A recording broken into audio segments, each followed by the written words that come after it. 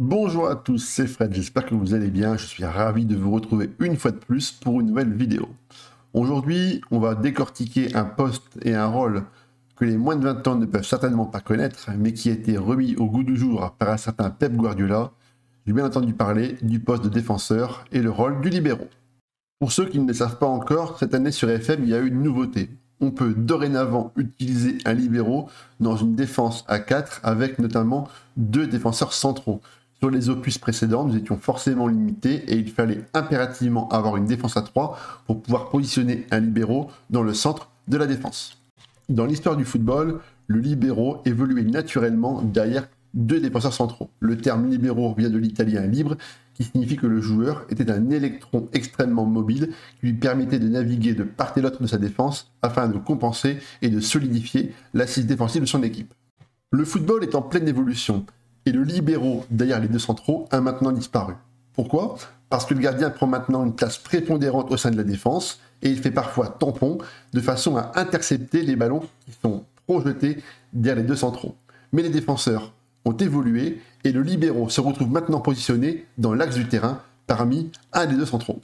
Dans la culture du football, le plus grand libéro qui me vient en tête, c'est le défenseur allemand Franz Beckenbauer, qui a été un joueur emblématique du Bayern Munich et de la sélection, la Nationalmannschaft. À l'âge de 9 ans, Franz Beckenbauer est un petit garçon qui joue le poste d'attaquant. Il rêve d'intégrer l'équipe de Munich 1860, qui est à l'époque la plus grande équipe de la ville de Munich. Mais lors d'un tournoi, il est agressé physiquement par un joueur de cette équipe et il est absolument dégoûté. Du coup, il se rabat sur le club du Bayern Munich car il a été contacté par les dirigeants pour intégrer l'équipe de jeunes. Son positionnement va très vite évoluer. Il va passer d'attaquant à milieu de terrain. Et à la fin des années 60, son entraîneur, un certain Branko Zebec, décide de le repositionner au sein de la défense centrale. En effet, les mentalités en Allemagne ont énormément évolué. Et la plupart des défenseurs centraux, enfin quelques-uns les meilleurs, sont maintenant considérés comme des milieux de terrain. Du coup, on positionne au sein de la défense centrale des défenseurs qui sont à la base des joueurs formés au milieu de terrain. Leur qualité de vision du jeu, de passe et leur vision périphérique de l'ensemble du terrain leur permettent d'être d'excellents joueurs et surtout les premiers relanceurs. Ce sont donc des défenseurs centraux qui vont prendre la balle et qui vont pouvoir remonter balle au pied en s'appuyant sur leurs coéquipiers. Le terme de libéraux a totalement changé, c'est maintenant devenu un joueur très offensif. Franz Beckenbauer reste et restera un des plus grands monuments du football allemand. En effet, il a gagné la Coupe du Monde en 1974, la Coupe d'Europe en 1972 et il fait partie des 4 meilleurs défenseurs de l'histoire en compagnie de l'anglais Bobby Moore et les italiens Franco Baresi et Paolo Maldini. En entraîneur, il a également remporté la Coupe du Monde en 1990 et à ce jour, ils ne sont que 3 à avoir remporté la Coupe du Monde en tant que joueur et en tant qu'entraîneur. Il s'agit de Franz Beckenbauer, Mario Zagallo et notre entraîneur à tous, Didier Deschamps. Voici maintenant les consignes individuelles relatives au poste de libéraux. Eh bien, il n'y en a pas. En fait, ça sera à vous de créer votre libéraux parfait en fonction des caractéristiques et des attributs que vous allez retrouver sur la fiche de votre libéraux. Alors, le libéraux n'est disponible qu'avec 2 tâches bien différentes, une tâche défensive et une tâche de soutien. Alors, quelles sont les différences ? Quand vous allez avoir la balle, votre libéraux, peu importe la tâche, va monter au cœur du jeu. En position et en tâche défense, il va uniquement apporter son ombre de façon à amener son rôle de pivot au sein de votre milieu de terrain. Avec une tâche soutien, il va également monter, mais il prendra plus de risques dans ses déplacements et dans ses passes pour participer à la création du jeu. Par contre, quand vous n'aurez pas la balle, quelle que soit la tâche que vous allez leur demander, ils vont rester dans la défense à 4 de façon à solidifier votre structure défensive.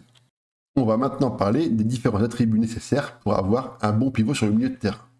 On va commencer par la partie physique. On va donc demander au joueur de l'endurance et de la vitesse. En effet, il a un rôle prépondérant au cœur du jeu. Il va donc falloir pour lui qu'il puisse répéter des efforts et amener de la course à la fois pour pouvoir revenir derrière, mais aussi pour pouvoir monter.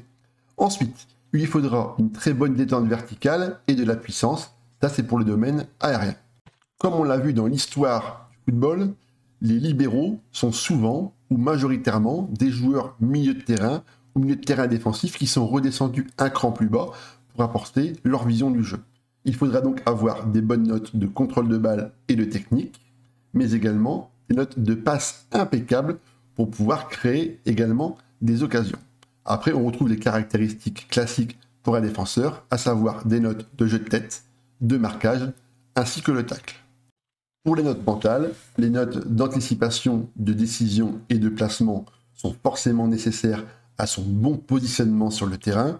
Il lui faudra également du courage pour aller au duel. Le jeu collectif, c'est important car il va travailler avec l'équipe. Et le sang-froid, c'est très utile parce qu'il va avoir une certaine qualité de relance et il ne faut pas qu'il panique s'il est pressé par des milieux de terrain adverses. Voici maintenant 3 caractéristiques importantes pour faire d'un bon libéro un très bon libéro. La première, c'est de ne pas dégager sous pression. En effet, comme il va monter sur le terrain, il va souvent subir le pressing des attaquants et des milieux de terrain adverses. C'est pour ça que la note de sang-froid va lui permettre de temporiser et justement de pouvoir reléguer et passer le ballon de façon extrêmement efficace à des coéquipiers sans envoyer des grandes sacoches devant. Ensuite, on lui demande de sortir du ballon balle au pied. Dès qu'il va récupérer la balle, et bien c'est simple, il va pouvoir prendre le ballon, remonter et dribbler de façon à amener un surnombre au milieu de terrain. Et ensuite, si sa qualité de passe le permet, qu'il est bon en technique, passe et vision du jeu, vous pouvez lui demander d'orienter le jeu grâce à un jeu de passe magnifique par-delà les défenseurs. Voici maintenant 3 caractéristiques à éviter pour votre rôle de libéro. Alors, ne pas partir rarement balle au pied. Son but justement, c'est quand il a la balle, de remonter le ballon pour apporter une supériorité numérique. Si on lui demande de rester en défense, ça n'a absolument aucun sens, puisque le rôle du libéro, c'est de monter au milieu de terrain.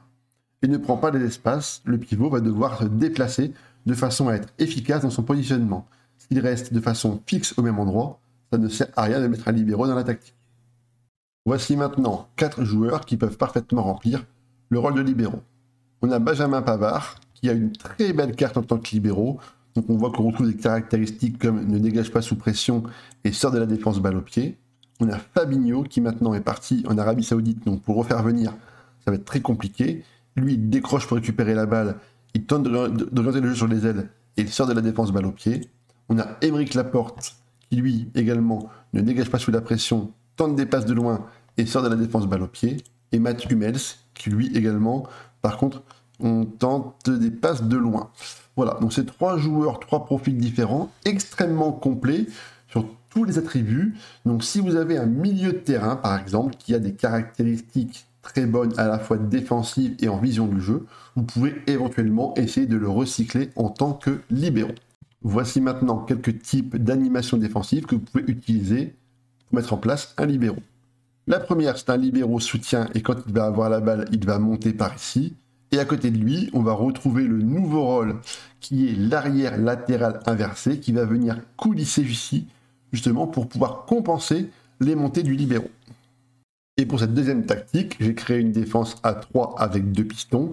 Avec un libéro au centre, j'ai mis Rodri, qui lui aussi a une carte absolument magnifique. Rodri va donc venir se positionner ici lorsqu'on aura la balle pour apporter un surnombre au milieu de terrain. Et quand on va perdre le ballon, il va revenir se positionner au sein de la défense centrale de façon à restructurer et à restabiliser la défense de notre équipe. La vidéo est maintenant terminée, j'espère qu'elle vous a plu. Si vous avez envie de revivre et de reconstruire l'histoire avec des très bons défenseurs, des libéraux comme Franz Beckenbauer, Fernando Hierro ou éventuellement Laurent Blanc, n'hésitez pas à tester le rôle, il a été absolument modifié sur ce FM24 et je suis sûr que la majorité d'entre vous se sont déjà posé la question ou ont peut-être déjà essayé.